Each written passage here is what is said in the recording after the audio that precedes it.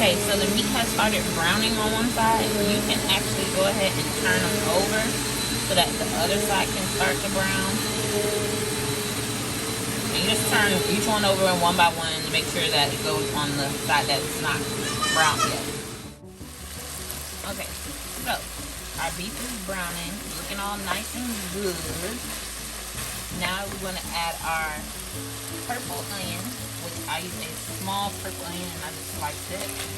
I'll put that whole thing in there. And then the remaining of the garlic, which is about 7 cloves of garlic. We like a lot of garlic in our house. If you don't like as much, you can use a little less. And then also, I'm going to add some ginger. We like a lot of ginger as well, so we put a lot of ginger. And then just mix this up. And then you're going to put a lid on it so that the onions and everything can sweat and blend really nicely.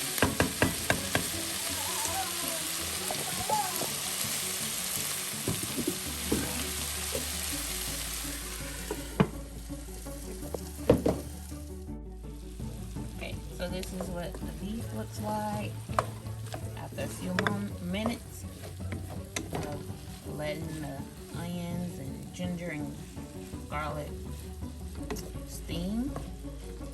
Now I'm going to add some bay leaves, some thyme, dry thyme, and then also we want to add a little bit of oregano to it.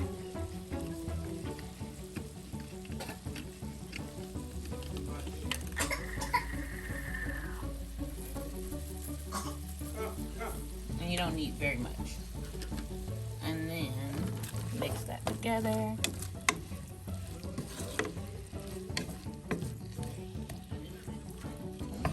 And then if you have beef broth, you can add it. Personally, I'm just going to add some water, and then we're going to let that cook down. And then also, while that's cooking down, I'm going to add in tomatoes. So we use some small tomatoes like this. And then also gonna add in some sliced peppers, and these are poblano pepper, so they give a little spice but not too much.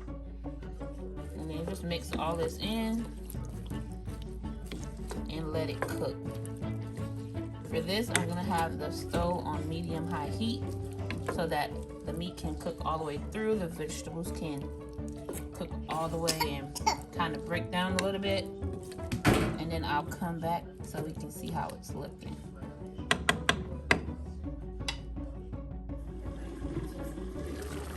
Okay.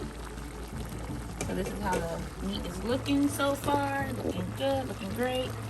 I'm gonna mix it up.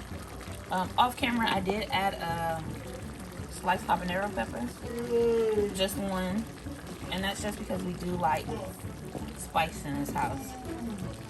Personally, my husband's Nigerian and I'm Jamaican, well, half Jamaican, so we like our food spicy. So we're going to continue to let this cook down, and then I'll check the seasoning a little bit later, but I believe it's completely seasoned as I like it. But for your own, if you need more seasoning and you taste it at this point, you just add a little bit more. Okay, so the beef is at our desired thickness. This is not really like runny or anything. And the last thing we're gonna do is add some cilantro and green onions to it. I believe they call it coriander in other places, but yeah, cilantro. And you just mix that in like that. last minute infusion of flavor.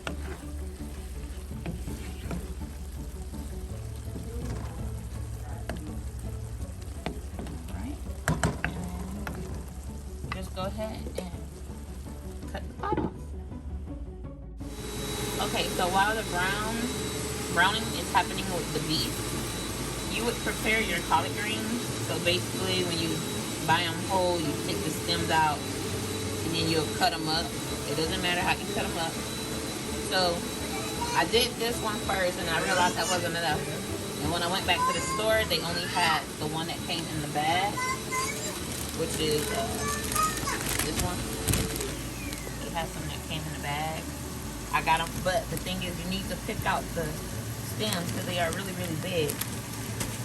So I tried my best and picked out most of them, and this is how the ones in the bag come when they're already cut and peeled. And you just wash them again, even though they say they are washed. You want to wash everything again. Okay, and then we're gonna get the pan ready for these. But before we put those in, we need to saute some onions.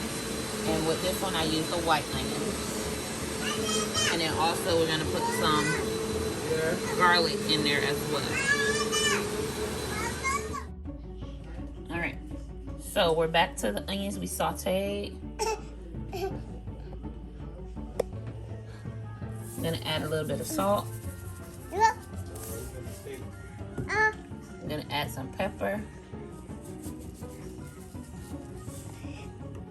And then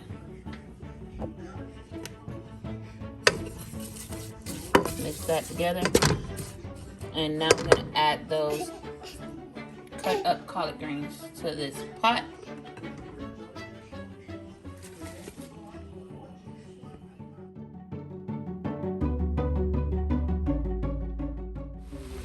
Alright, so a few minutes have gone by. I've stirred the collard greens, and now I'm just gonna add some cilantro and green onions, which is the scallions, I believe, the other name, and just mix that up in there for the additional flavor. And this is done, so I'm just gonna go ahead and cut this off and finish the rest of the food.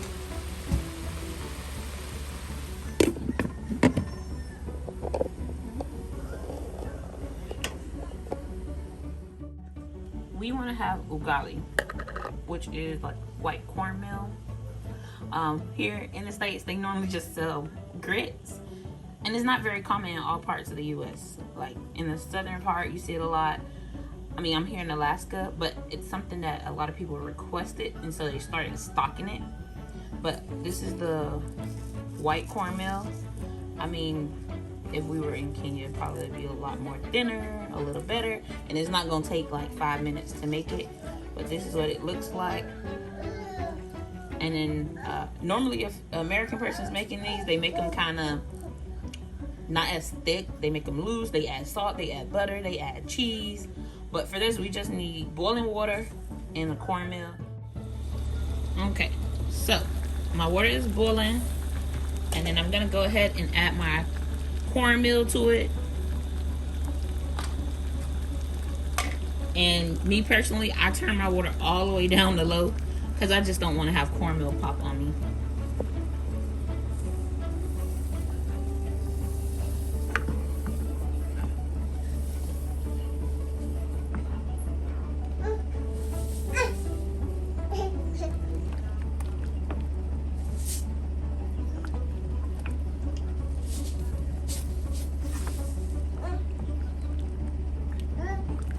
So I know it looks all loose and everything, but trust me, it's gonna firm up.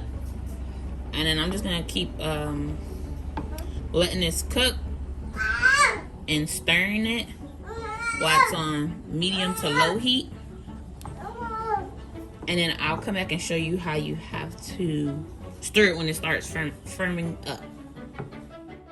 All right, so as you can see, it's thick.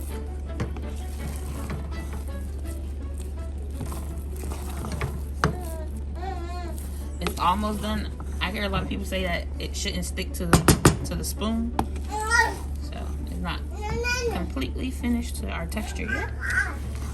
But for us, this is thick enough. And then if you form it and let it sit for a second, it'll cool off and get even firmer. But yeah, so if your grits looking like this or your ugali, you are on the right path.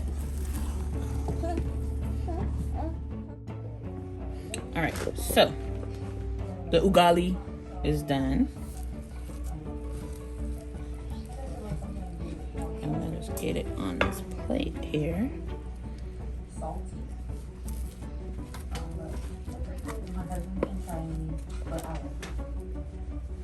right, when you're making this, be careful, because if it pops and stick on your skin, it does burn. And I just used another spoon to help get everything off. And you see how I'm doing it and it's not sticking. So that lets you know that it's completely done. And you just make it into like a little nice looking cake-like pattern. That way you can cut some chunks of it out to eat. All right, and then I'll come back and show you guys how I plate it. All right. You see, it's firm. All right, that's how it goes.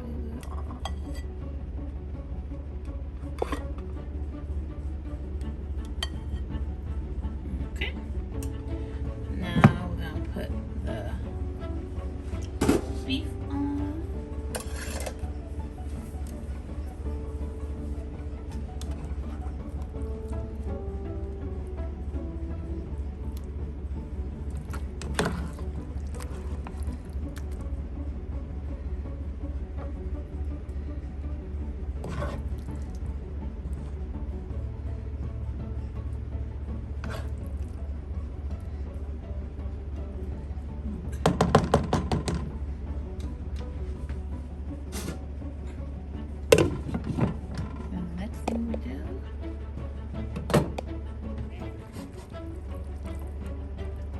That's good.